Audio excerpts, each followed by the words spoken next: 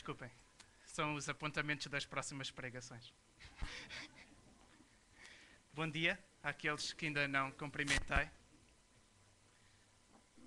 Ao longo destas últimas semanas, nós temos falado... Estão todos a ouvir-me? Sim. Ao longo destas últimas semanas, nós temos falado um pouco acerca de histórias de esperança.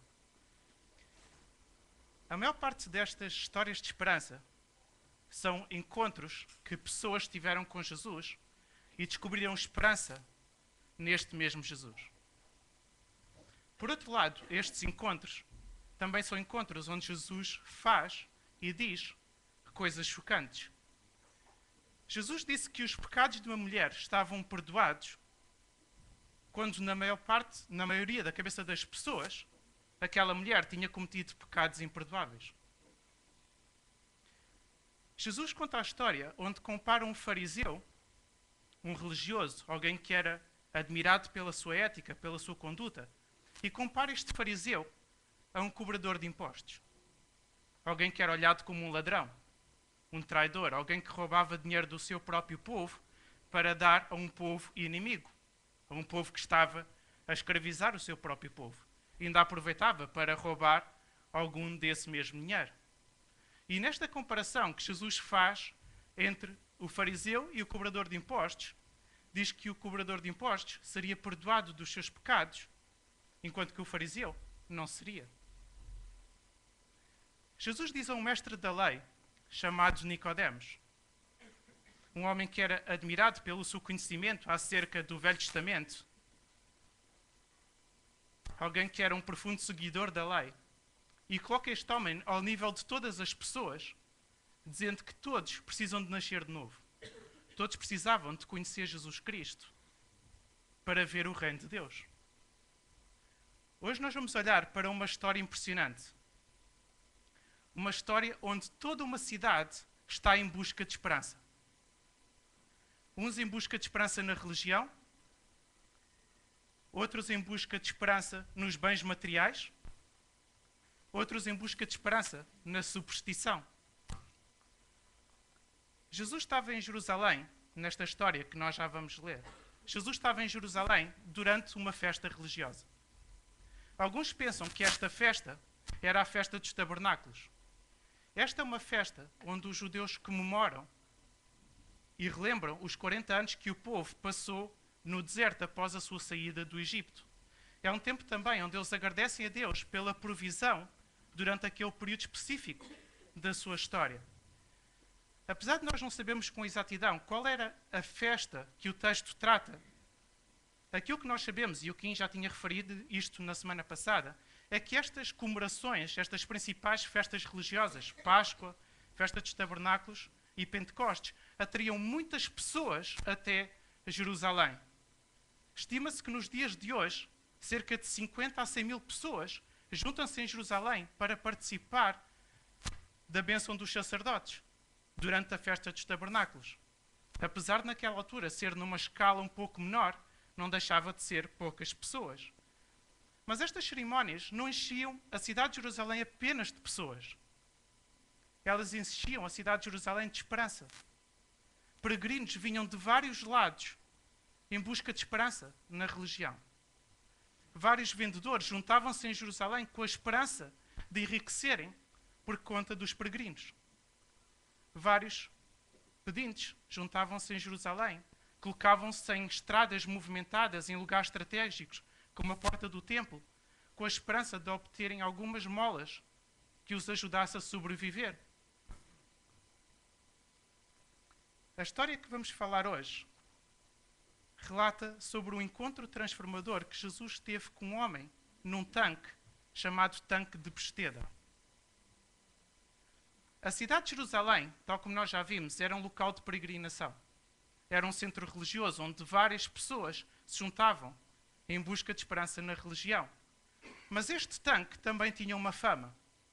E muitas pessoas vinham até aquele tanque com a esperança de obterem cura, através de poderes curativos que aquelas águas poderiam ter.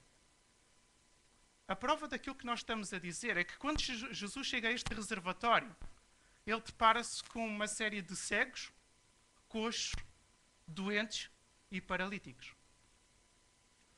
Algumas pesquisas mostram-nos que este tanque, na realidade, era um reservatório duplo, composto por 5 galerias. 4 galerias à volta do tanque e uma galeria de colunas que fazia a divisão entre o tanque norte e o tanque sul. Eu tentei procurar as medidas deste tanque só para termos uma ideia do tamanho grandioso que este reservatório tinha, mas eu não encontrei nada de consensual e por isso eu não trouxe. Mas todas as medidas que eu vi apontavam para algo gigantesco. E este reservatório basicamente servia para guardar as águas que vinham da parte norte de Jerusalém. E estas águas eram ali guardadas para as necessidades do templo, que ficava nas imediações.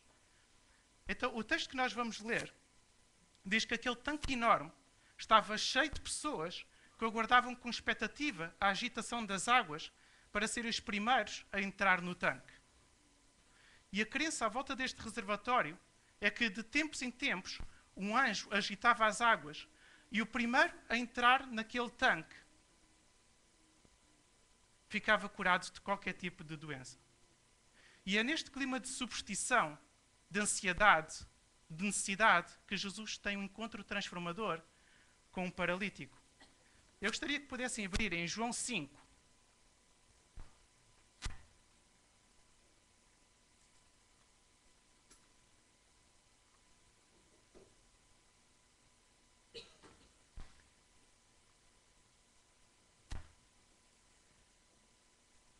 João 5, e vamos ler do versículo 1 até ao versículo 18.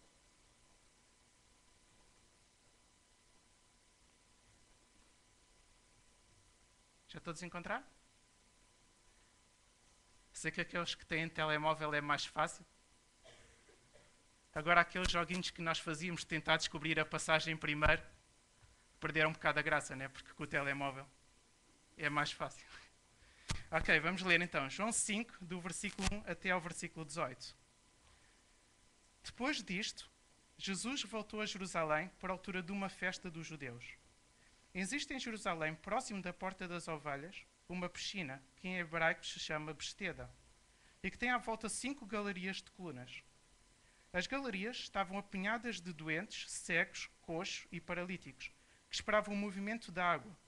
Dizia-se que de tempos em tempos, um anjo de Deus descia à piscina e agitava a água. O primeiro que entrasse na água, depois de ser agitada pelo anjo, ficava curado de qualquer doença. Entre os doentes, encontrava-se um homem que sofria há 38 anos. Jesus, ao vê-lo deitado e ao saber que já estava assim doente há muito tempo, perguntou-lhe: "Queres ficar curado?" O doente respondeu-lhe: "Senhor, eu não tenho ninguém que me leve para a piscina quando a água é agitada. Sempre que eu tento fazê-lo, alguém desce primeiro do que eu." "Levanta-te", mandou-lhe Jesus, "pega na tua enxerga e vai para casa." No mesmo instante o homem ficou curado, pegou na enxerga e começou a andar. Ora, isto aconteceu num sábado, por isso alguns judeus disseram que tinha sido curado: "Hoje é sábado e a nossa lei não te permite levar a enxerga." O homem respondeu-lhes: "Aquele que me curou é que me disse para pegar na enxerga e ir para casa." Então os judeus perguntaram: "Quem foi que te disse para pegares na enxerga e ir para casa?" Mas ele não sabia quem tinha sido, pois Jesus tinha desaparecido no meio da multidão que lá estava.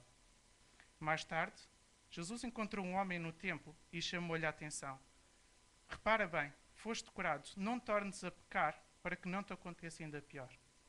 O homem foi então dizer a esses judeus que era Jesus quem o tinha curado. Em consequência, eles começaram a perseguir Jesus, pois fazia curas ao sábado.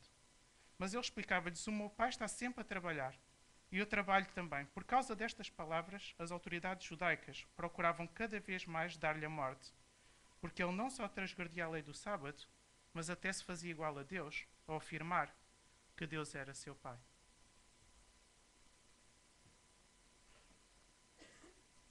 Vamos orar.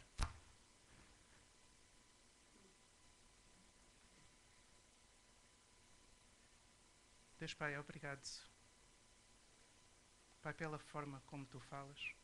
Obrigado por este texto que temos aqui e pela riqueza que ele tem. Te pedimos para que tu possas falar ao nosso coração durante esta pregação. Pai, te oro para que possas dar-nos corações humildes, ensináveis. Te oro também por este motivo de oração que o Sidney partilhou acerca do seu pai. Que mesmo não entendendo porque é que certas coisas acontecem, e neste texto nós vamos ver muitas coisas que nós não entendemos. Te oramos, Senhor, para que tu possas continuar a fazer a tua vontade. E confiamos, tal como esta música que nós acabamos de cantar, que a tua vontade é o melhor para nós. No nome de Jesus. Amém.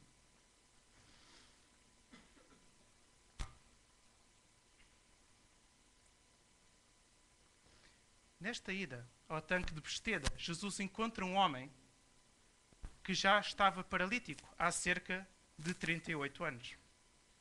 Aquele homem encontrava-se deitado e completamente dependente de ajuda para entrar no tanque. Nós não sabemos há quanto tempo é que aquele homem estava ali deitado. Aquele homem podia estar ali há dias, há semanas, há meses, ou talvez até anos. Constantemente estavam a chegar pessoas até aquele tanque. E obviamente as pessoas que tinham mais facilidade em movimentar-se eram as primeiras que conseguiam entrar naquela água. Aquele homem não tinha essa facilidade. E a sua frustração é bem notória nas palavras que ele diz para Jesus. Eu não tenho ninguém que me leve para a piscina quando a água é agitada. E sempre que eu tento fazê-lo, alguém desce primeiro do que eu. E quando Jesus aparece e começa a falar com este homem e começa a fazer perguntas sobre a sua condição, automaticamente na cabeça deste homem vem a seguinte ideia: será que é este homem que me vai colocar na piscina primeiro que todos os outros? Depois de tanto tempo a ser ignorado, a esperança renasce no coração deste homem. É bem provável que João estivesse a relatar apenas uma crença popular acerca do poder curativo daquelas águas. A água chegava a este reservatório proveniente do norte de Jerusalém. E esta água chegava àquele reservatório por via de uma tubulação. Essas tubulações eram feitas de pedra. Alguns estudiosos dizem que a água movimentava-se, talvez devido aos fragmentos que vinham e que eram arrastados pela água. Se esta opinião se confirmar, o que nós vemos aqui é toda uma multidão sedenta por uma mudança de vida e cuja a sua esperança era sustentada por rumores de curas milagrosas. O facto de João estar a relatar uma crença popular não enfraquece o texto. Simplesmente realça o desespero de uma série de pessoas, e em específico deste homem, que olhava para aquelas águas como a única solução para mudar de vida. E quando Jesus aparece e oferece a hipótese daquele homem ser curado, ele olha para Jesus simplesmente como alguém que conseguia transportá-lo para dentro daquelas águas. Aquele homem não conseguia ver esperança para além daquele tanque. Outra coisa que nós vemos é que este homem estava destinado a não ter um encontro transformador com Jesus. Jesus, em outras ocasiões, pediu às pessoas que queriam ser curadas para confiarem nele, para depositarem fé em Jesus. No capítulo anterior, no capítulo 4, vemos um funcionário do rei que tinha o seu filho à beira da morte e vai ter com Jesus para Jesus curar o seu filho. E Jesus diz a este homem: vai para casa, porque o teu filho está curado. E aquele homem teve que ir para casa sem ter qualquer tipo de garantia que aquilo que Jesus estava a dizer iria-se cumprir. Mas aquilo que nós vemos aqui é um paralítico, um homem que nem sequer reconhece quem Jesus era. Nem sequer reconhece que Jesus tinha poder para curá-lo. Era um homem supersticioso que colocava a sua esperança em águas com supostos poderes milagrosos. Então, sem este homem ter demonstrado qualquer tipo de mérito, sem demonstrar confiança em Jesus, sem justificar minimamente a sua cura, Jesus decide curar este homem. Este homem não estava ali para ter um encontro transformador com Jesus. Mas Jesus decide que aquele encontro seria um encontro transformador. Quando olho para a minha vida, eu lembro muito bem que eu tive um encontro transformador com Jesus numa altura de crise. Numa altura de crise tanto a nível pessoal como a nível familiar. E se eu fosse fazer aqui um pequeno inquérito, todos, ou praticamente todos, aqueles que fizeram uma decisão em vida adulta, fizeram durante um período de crise. Eu não sei explicar muito bem o porquê, mas o certo é que muitos de nós temos que passar por um momento de desconstrução. Um momento em que nós caímos do altar e percebemos que nós não somos autossuficientes. E normalmente este momento de desconstrução surge quando nós enfrentamos uma situação, ou um conjunto de situações que nos fazem perceber que nós não somos autossuficientes para governar a nossa própria vida. Há situações que nos fogem do nosso controle. Mas o encontro transformador com Jesus não é definido pela cura ou pela resolução de uma situação difícil por parte de Jesus Cristo. Houve várias pessoas, inclusive na Bíblia, que foram curadas de doenças, que viram situações muito difíceis a serem resolvidas. Mas isto não significa que tiveram um encontro transformador com Jesus Cristo. Jesus decidiu ter um encontro transformador com aquele homem, não apenas para resolver a crise pela qual aquele homem estava a passar, mas para fazer algo mais profundo na vida deste homem. E Jesus diz então a este homem: não tornes a pecar. Não são poucas as vezes que nós pensamos que a nossa caminhada com Jesus Cristo resume-se às bênçãos que Deus pode oferecer. Ou às situações difíceis que Deus pode resolver.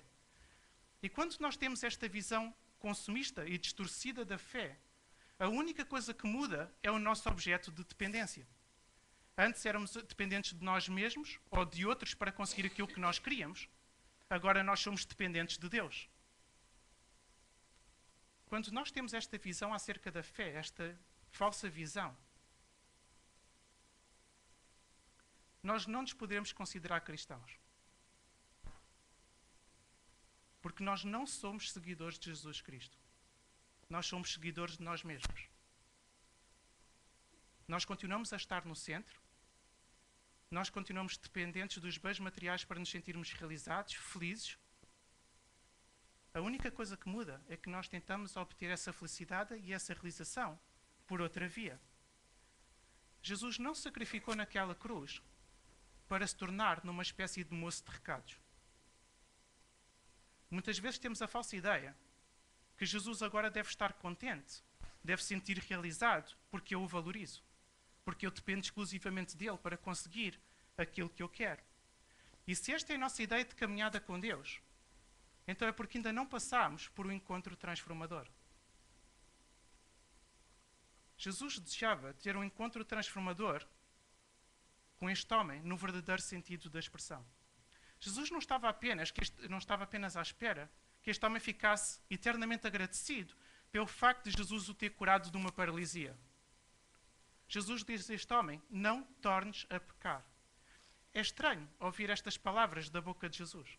Porque Jesus sabia claramente, ele sabia melhor do que ninguém, que aquele homem ia voltar a pecar. Pedro, o apóstolo Pedro, relembra as palavras de Deus em Levítico, quando Deus diz: sejam santos, porque eu sou santo. Mas Pedro sabia claramente que nós nunca vamos ser santos como Deus é santo.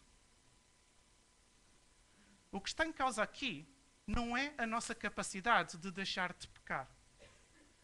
Não é a nossa capacidade de deixar de desobedecer a Deus. O que está aqui em causa é o facto de nós querermos deixar de pecar. E de querermos ser cada vez mais parecidos, mais semelhantes a Jesus Cristo. Um dos frutos, ou uma das consequências de nós termos vivido o encontro transformador, é que a partir deste momento, nós temos o desejo de querer crescer. Nós temos o desejo de querer ser transformados. Nós temos o desejo de sermos cada vez mais parecidos com Jesus Cristo. Antes deste encontro transformador, nós vivíamos conformados com o pecado. Por isso a Bíblia diz que nós éramos escravos do pecado. Não tínhamos voz contra o pecado. Mas a partir do momento em que nós temos este encontro transformador, cresce em nós o desejo de deixarmos de sermos desobedientes a Deus. Mesmo que nós continuemos a pecar. Mesmo que nós continuemos a ser desobedientes. Neste episódio que nós acabamos de estudar, nós abordámos mais um encontro transformador. E nos episódios anteriores, nós vimos uma mulher que foi ter com Jesus à casa de Simão para pedir perdão a Jesus. Nicodemos vai ter com Jesus à meia da noite. Mas aqui vemos um homem que não tem esta iniciativa. Este homem nem sequer conhece quem Jesus era. Nem sequer reconhece em Jesus poder para curá-lo. E apesar daquele homem não estar ali para ter um encontro transformador, Jesus decide que aquele seria o momento para ter um encontro transformador. E é provável que muitos de nós estejamos aqui não com a intenção de termos um encontro transformador. Mas Jesus decide que este momento é o momento em que vai acontecer um encontro transformador. A ideia que eu gostaria que nós levássemos para casa é que o encontro transformador não resulta numa dependência de Deus para nós conseguirmos aquilo que nós queremos. Mas o encontro transformador resulta na dependência e no desejo contínuo de nós nos tornarmos aquilo que Deus quer que nós sejamos. Esta é a consequência, é o fruto do encontro transformador. E esta é a esperança que Deus quer trazer à nossa vida. Nós não temos que ser escravos do pecado, ainda que continuemos a pecar. Vamos orar.